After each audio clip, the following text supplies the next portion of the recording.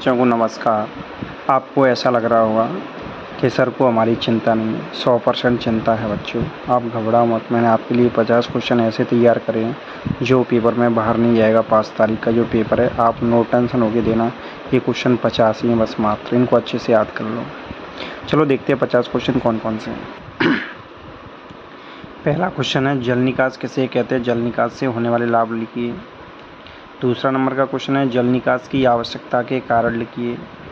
तीसरा, पृष्ठीय जल निकास और अपृष्ठीय जल निकास में अंतर लिखिए। 3 क्वेश्चन ही दिए मैंने एक पार्ट में। पौधों में नाइट्रोजन अथवा फास्फोरस का महत्व एवं कमी के लक्षण लिखिए। पौधों में नाइट्रोजन फास्फोरस दोनों बहुत स्टार हैं। मृदा में पोषक तत्वों की प्राप्ति के कारण लिखिए। एकीकृत पोषक तत्वों की प्रबंधन प्रणाली का महत्व लिखिए। खाद और उर्वरक में अंतर लिखिए। हरी खाद का महत्व लिखिए। उसके बाद जैविक खाद का महत्व लिखिए। नाइट्रोजन फास्फोरस युक्त उर्वरकों के नाम, उनके पोषक तत्वों की मात्रा लिखिए। तो नाइट्रोजन फास्फोरस युक्त उर्वरकों के नाम, उनकी प्रतिशत मात्रा बेटा कोई 4 जैव उर्वरकों के नाम लिखिए। उसके बाद 12 नंबर पर बेटा मिश्रित उर्वरक और जटिल उर्वरक में कोई 4 अंतर लिखिए। ये बहुत मोस्ट क्वेश्चन है। पादप पोषक तत्वों की अनिवार्यता की कसौटी लिखिए। 3 मैंने लिखवाई बेटा। पौध संरक्षण किसे कहते हैं? इसके लाभ लिखिए कोई 2। खरपतवार क्या है? इसके लाभ और विशेषताएं याद कर लो बेटा 2-2। खरीफ ऋतु अथवा रबी ऋतु में उगने वाले 2 खरपतवारों के नाम लिखिए। या तो खरीफ ऋतु के याद कर लो या फिर रबी ऋतु के। रोग्य खरपतवारों को संबंधित खरपतवार की परिभाषा उदाहरण से लिखिए। ये बहुत मोस्ट है, अलग क्वेश्चन है बेटा। रोग्य वाला अलग है, संबंधित वाला अलग है। जीवन चक्र के आधार पर खरपतवारों का वर्गीकरण। जीवन चक्र के आधार पर मैं 3 प्रकार के लिखवाए उनको। उसके बाद बात करें बेटा 18 नंबर का क्वेश्चन है, बहुवर्षीय 4 खरपतवारों के नाम लिखिए। मैंने लिखवाए हैं। कीट नियंत्रण की शस्य विज्ञान की विधि लिखिए। वैसे तो इसमें से ओटी आ रही है, अगर हो जाए तो कर लेना बेटा। धान अथवा मूंग की खेती का वर्णन कीजिए। अगर बेटा सोयाबीन हो जाए तो और बढ़िया है, नहीं तो धान बहुत मोस्ट है आपकी। वानस नाम याद कर लो, कुलिया परिवार याद कर लो, रोग कर लो, कीट कर लो, बीज दर, खाद उर्वरक की मात्रा, उपज या पैदावार 2 किस्में। बस इन पॉइंटों में से याद कर लोगे तो टेंशन लेने की ज़रूरत नहीं है बेटा, इनमें से 100% आ जाएगा।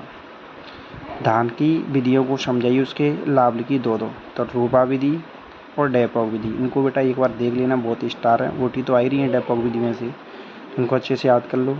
गन्ना अथवा चना की खेती का सविस्तार वर्णन कीजिए। तो गन्ना बहुत वेरी वेरी इंपॉर्टेंट है। वानस्पतिक नाम, कुलिया परिवार याद कर लो, मूल स्थान कर लो, रोग कीट कर लो, खाद उर्वरक की मात्रा, बीज दर याद कर लो, उपज या पैदावार किसमें 2-2 कर लो बेटा। कटवर्म चना में स्पेशल याद कर लो, जो कटवर्म में लिखवाया है। गन्ना की पेड़ी क्या है? इसके लाभ। ये गन्ना की पेड़ी बहुत 100% आने का चांस है बेटा, इनको अच्छे से याद कर लेना। गन्ना की पेड़ी, इसके लाभ। उसके बाद बात करें बेटा पपीता अथवा केला की खेती का सविस्तार। पपीता बहुत मोस्ट है आपकी। वानस्पतिक नाम, कुलिया परिवार, मूल स्थान, प्रसारण, अंतःकृषि, रोग कीट, जलवायु, उपज या पैदावार और किस्में। 8 पॉइंट याद कर लो पपीता की, बहुत मोस्ट है बेटा। अगर केला नहीं हो तो पपीता कर लो, पपीता बहुत मोस्ट है बेटा।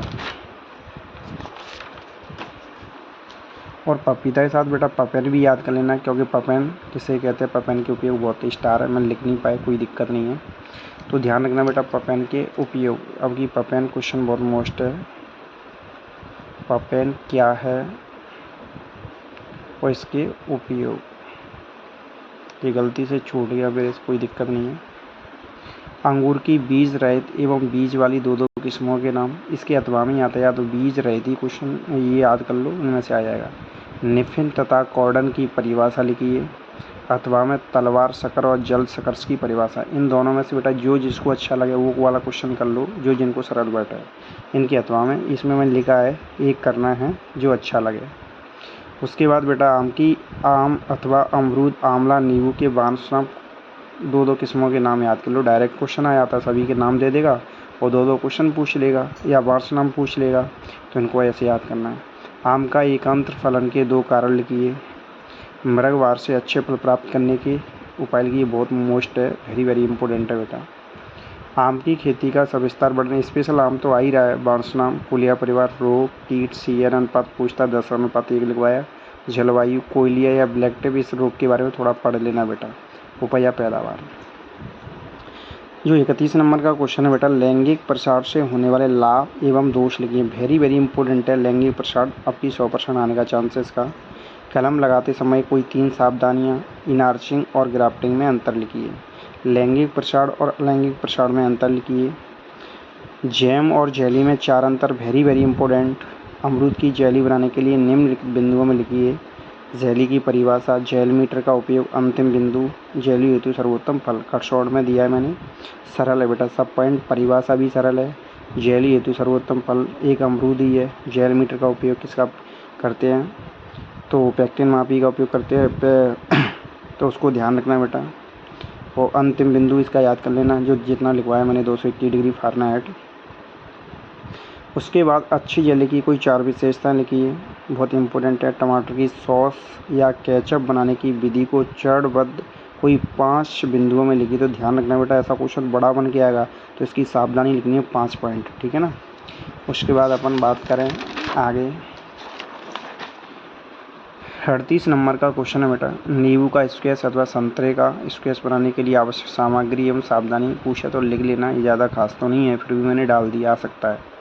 ब्लांचिंग क्या है, ब्लांचिंग के लाभ लिखिए, बहुत मोस्ट आपकी ब्लांचिंग आने का पूरा चांस है। ब्लांचिंग और फार्मिंग में कोई 3 अंतर लिखिए। फल एवं सब्जी परक्षण क्या है, इसका महत्व और सीमा, दोनों बहुत स्टार है, इनमें से क्वेश्चन आएगा 101%। सुखाना एवं निर्जलीकरण में अंतर, वेरी वेरी इंपॉर्टेंट, 100% आने का चांस है। कोई 4 रासायनिक परक्षकों के नाम लिखिए।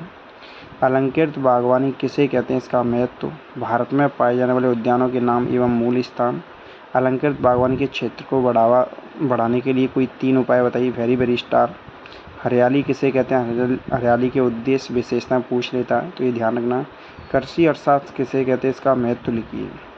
सहकारिता किसे कहते हैं, इसके लाभ सिद्धांत बहुत स्टार है। भूमि बंधक बैंक के लाभ। भू सर्वेक्षण किसे कहते हैं, इसके लाभ लिखिए।